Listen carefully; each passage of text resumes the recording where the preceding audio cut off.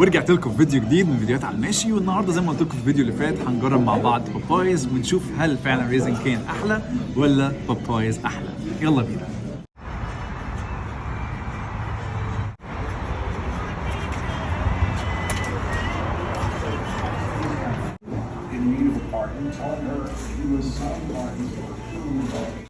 طبعا كقطع هنا بين قطع اصغر من قطع ريزن كينز. طيب السايدز يا جماعه ممكن تختاروا كول سلو او تختاروا بطاطس او تختاروا اللي هو الماشن جريفي. ماشن جريفي شكلها طيبة. يلا بسم الله. ماشي حالها. طيب يلا نجرب مع بعض الفراخ لوحدها. حلو قوي.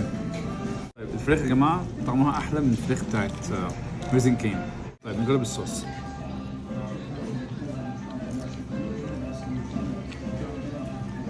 حلو توتال صوص حلو. الوايلد هاني ماسترد.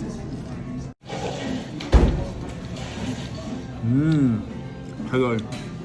بابايز يكسب على ريزن كينز. تقييمي للفراخ بابايز اديها 8.5 من 10. وبكده بخلص الفيديو بتاع النهارده. لو الفيديو عجبكم مش تنسوا باللايك والشير والسبسكرايب. لو ما تشوفوني انا علي ضياء الدين. اشوفكم ان شاء الله في فيديو جديد في مكان جديد مع مطعم جديد. اكتبوا لي في التعليقات تحت المطاعم اللي حابين اجربها وهجربها ان شاء الله معاكم. اشوفكم ان شاء الله في الفيديو الجاي. مع السلامه.